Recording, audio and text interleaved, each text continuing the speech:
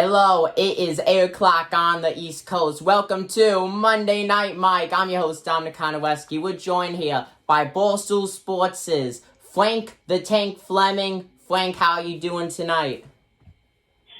All right. That's good.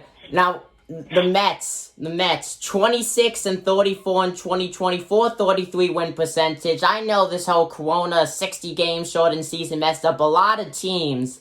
But what do you have to say about that, being one of the biggest, if not the biggest, a diehard Mets fan in America? Oh, well, I like the fact that they got Steve Cohen now. It's going to be interesting to see what they can do. Yeah, Steve Cohen and the New York Mets organization projected to make a lot of big money moves this offseason in MLB free agency. And speaking of free agency, Steven Matz, Whopper Gesellman, and Miguel Castro all may be hitting the free agent market. Starting off with Steven Matz, 0-5 in the win-loss column in 2020, 9.68 ERA to end the season. But as a starter, he started 6 games out of the 9 games he was in total. 10.17 ERA as a starter. That is just disgusting. And really, when we go down the line with Gesellman and Castro, no wonders why the Mets won 26 and 34, because these guys played a big part in that. They should have won a lot more games than they did. There was at least 10 games. At least 10 games they lost, they should have won. I agree with you 100%. Personally, for me, and if people do tune into this podcast frequently, they all know that I am a diehard Yankees fan. But even I have said in multiple videos that the New York Mets should have won a lot more games than they won. 26 games, like you said, at least 10 more games. That would up them to 36 wins. There was a lot of games that were very reachable that they lost. And yes, you could say, oh, Marcus Stroman only did 1 or 2 games, then he opted out. After that, we didn't have Noah Syndergaard because of Tommy John as well. But even without those 2 players, we still could have done a lot more this season. Yeah,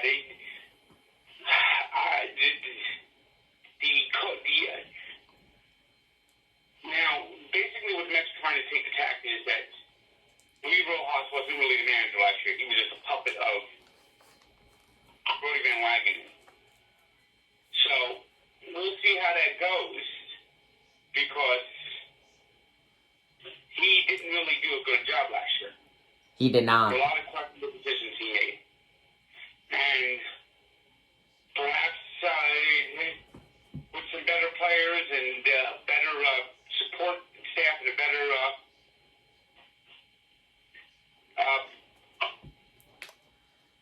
what do they call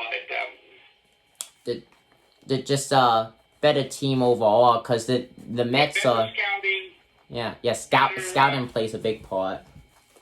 Better people at the advanced metrics. The Mets metrics last year was disastrous. It was. The Mets, I could see them in the playoffs. Steve Cohen says if the Mets do not win a World Series in the next 5 years, that would be a loss for him. Some people could say that the Mets have had at least somewhat of a playoff team, at least a playoff-capable team over the last few seasons. I mean, Jacob deGrom, multiple Cy Young winner, and they just haven't really been able to do anything with him in his Cy Young winning years, which is sad. I mean, I don't think he minds because, stat-wise, he's doing great. But if the Mets had a good offensive team, if it wasn't for deGrom, deGrom would have a lot more wins, and the Mets would have a lot more wins, too, in that win-loss column. Yeah. And then DeGrom just is so cursed at times. They don't score for him. The defense fails him, or the bullpen fails him. It's one of the 3 always seem to fail him. Yeah, and it's sad because he is such a talented and such a good player. I mean, even before he was winning Cy Youngs, he was still a great player. And it's just the team that hasn't been able to back him up all the way 100%, game in and game out, whenever he started. And it's a shame. And you could kind of say the same with Whopper Gesellman. Now, he wasn't the best player. I mean, Come on. yeah. Just by looking at his ERA, 9.64 ERA, but you gotta admit, though, the team did not really back him up. 4 games started, 0-0 in the win-loss column, which I guess you could say is good, because that means that the team was able to come back when they were behind with him, but was not even able to get a win in relief, did 6 games total. Overall, the guy sucks. I think if the Mets re-sign him, that would have to be the dumbest move. Gesellman, he does not belong in the MLB.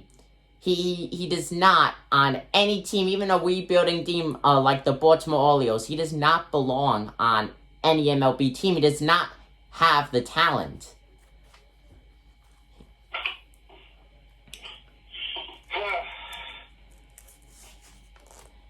Yeah, he's a tweener at best. Yeah. 100%. The best free agent that could possibly be leaving the Mets, I guess you could say, pitching-wise, is Miguel Castro. He only did 10 relief appearances for the Mets, though. 2-2, though, in the win-loss column with a 4.001 ERA. Yeah.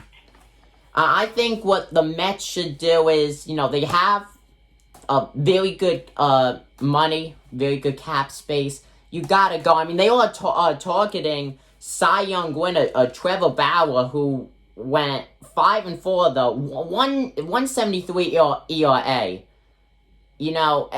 And you can't say, he went 5-4, so he's not the best. He shouldn't have won Cy Young. Cleveland did not have really a good season at all, especially when he was on the mound. They did not do well backing him up. Yes, they still made the playoffs and everything like that, but when he was pitching, they did not back him up.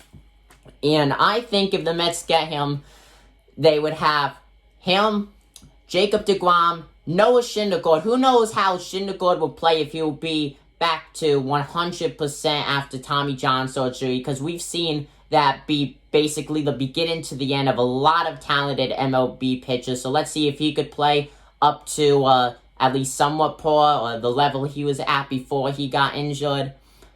And then just go from there. That's 3 guys right there. And then if we keep Max Gesellman or Castro, I think we should just let them go. I think Steve Cohen will let them go, but who knows?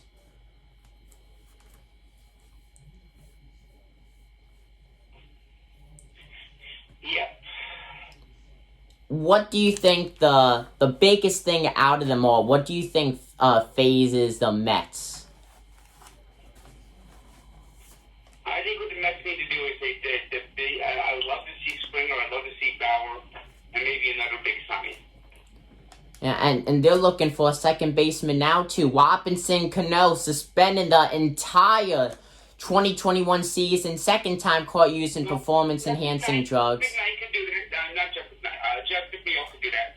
Yeah, that is true. That is true. But you gotta look into injuries though. It's always good to have a good backup. Cano, I gotta say, as a Yankees fan, thank God we did not we signed Cano. Thank God for that. He's done I guess you could say, to me, it's been decent on the Mets, but I don't think he's going to end up playing with them once he is cleared to come back, at least.